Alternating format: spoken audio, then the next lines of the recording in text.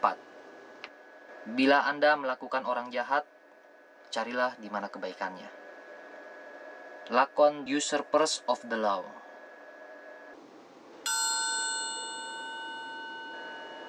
Masyarakat sastra dan seni, selanjutnya kita sebut masyarakat saja, ternyata mengalami kegagalan dalam bidang keuangan, justru pada tahun pertamanya. Namun hal itu tak menggoyahkan kepercayaan kami, yang pada akhirnya toh berhasil juga. Di awal-awal dari masa kedua, terjadi perubahan-perubahan yang berarti. Persaingan yang ada dalam sekolah drama dan opera dan antara para sutradara, Fedotov dan komisaris Sevensky, memunculkan ketidaksetujuan dan secara material keseluruhan beban itu jatuh kepada pundakku. Tambahan lagi pertemuan-pertemuan malam keluarga lama-lama mengalami kebosanan. Para aktor bilang, kami sudah lelah bermain teater. Yang lainnya, kami lelah melukis di rumah. Atau yang lainnya, kami lebih senang bermain kartu pada malam hari, dan di sini tak ada kartu untuk bermain. Lalu, klub macam apa ini? Para seniman itu tidak mau melukis tanpa kartu. Penari tak mau menari, penyanyi tak mau menyanyi. Kehancuran klub itu dipercepat lagi oleh suatu konflik setelah seniman meninggalkan masyarakat yang diikuti oleh banyak aktor. Yang tinggal adalah departemen drama dan sekolah drama opera. Masa kedua bagi masyarakat seni dan sastra dibuka dengan produksi The Usurpers of the Law karya Pisemsky. Aku memerankan peranannya Emperor Paul I, seorang jenderal. Lakon ini ditulis dengan baik sekali, tetapi kita mengalami kesulitan dalam soal bahasa karena ditulis dalam bentuk epos. Jenderal Imshin pergi berperang meninggalkan istrinya yang masih muda, anak seorang bangsawan yang jatuh bangkrut, kepada saudaranya yang berperanggai Don Juan, Pangeran Sergei. Wanita muda itu mencintai seorang opsir pengawal yang tampan, dan ketika Pangeran Sergei secara tidak sengaja mengetahui mereka, ia memutuskan untuk mengancam wanita itu untuk membuka pada umum masalah itu atau menyerahkan dirinya padanya. Tetapi sang jenderal tampaknya mencium adanya bahaya. Dengan tak terduga ia pulang, berjalan tanpa dilihat ke ruang perpustakaan, lewat kebun, dan mengamati segala sesuatu, baik pengkhianat yang dilakukan oleh saudaranya maupun ketidaksetiaan istrinya.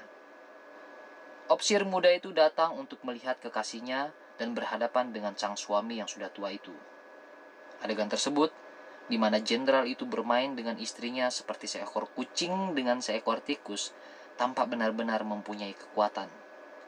Ia mengunci keduanya di atas loteng, dan di sana, dengan seorang pelawak yang bertindak sebagai hakim, jenderal itu memimpin peradilan, menghukum kedua kekasih itu dengan hukuman seumur hidup. Berhari-hari jenderal itu duduk di jendela penjara di mana istrinya dihukum, dirobek-robek rasa kasihan dan iri hati. Sementara itu, ayah istrinya, seorang perwira pemabuk dengan wajah jenderal besar Rusia Suvorov, mengumpulkan pengikut-pengikutnya dan menyerang penjara itu untuk membebaskan putrinya. Terjadi pertempuran sesungguhnya di atas pentas. Para penyerang memanjat pagar-pagar, mendobrak loteng dan membebaskan para napi. Sang jenderal dengan cepat mengumpulkan teman-temannya dan melakukan serangan balik. Para penyerang mundur, tetapi Imshin luka parah. Sebelum mati, ia memberikan istrinya pada Reikov, sang perwira muda itu. Lakon tersebut, sebuah tragedi sejati, di awalnya melorot menjadi sebuah melodrama menuju akhir. Banyak yang kutemukan sebelumnya kegunaan pada tulisan ini.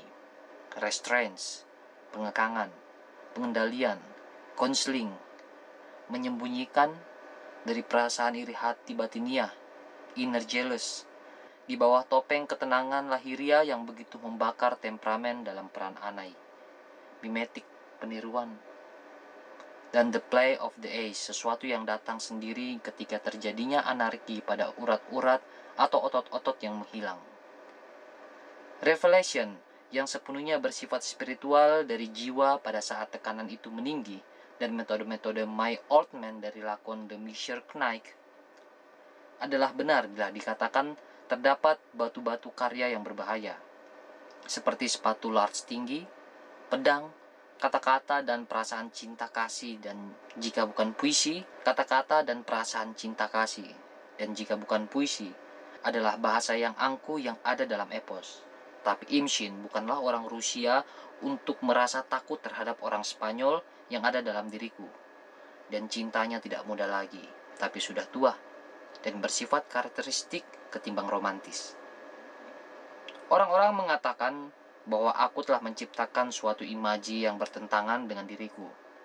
Tetapi aku tidak tahu bagaimana. Teknik aktingku mendorong aku ke kebenaran, dan kebenaran merupakan stimulan terbaik bagi emosi, inkarnasi, imajinasi, dan kreativitas. Itu adalah pertama kalinya aku tidak meniru siapapun, dan aku merasa baik-baik saja di atas pentas. Cuma ada satu hal yang tepat untuk itu yang kutemukan dalam gaya berikut ini. Latihan untuk lakon The Usurpers of the Law bertepatan dengan latihan lakon lain, di mana aku tidak mengambil bagian, tetapi aku datang melihatnya bila aku mempunyai waktu senggang. Sering pendapatku diminta atau ditanya tentang sesuatu. Kata-kata yang baik dan benar muncul bukan ketika Anda mau mengatakan tentang mereka, ketika mereka menjadi perlu bagi diri mereka sendiri. Sebagai contoh, aku tidak dapat berfilsafat, berpikir dan menciptakan aforisme bila aku sendirian. Tapi bila aku menjelaskan pikiran-pikiranku kepada orang lain, maka di sana diperlukan logika untuk argumentasiku, dan aforisme-aforisme muncul sendirian. Dan itulah yang terjadi pada waktu itu. Apa yang terjadi di pentas adalah lebih baik dilihat dari auditorium daripada dari pentas itu sendiri. Melihat dari auditorium, seketika aku bisa melihat kesalahan-kesalahan yang terjadi di pentas dan mulai menjelaskan pada teman-temanku. Lihatlah kemari, kataku pada salah seorang dari mereka. Kau memerankan seseorang yang sedih tanpa alasan. Kau merengek sepanjang waktu dan kau risau. Tampaknya bahwa kau tidak tampak seperti seorang yang sedih tanpa alasan itu. Tapi kenapa risau soal itu ketika pengarangnya sendiri sudah menaruh perhatian terhadap hal itu?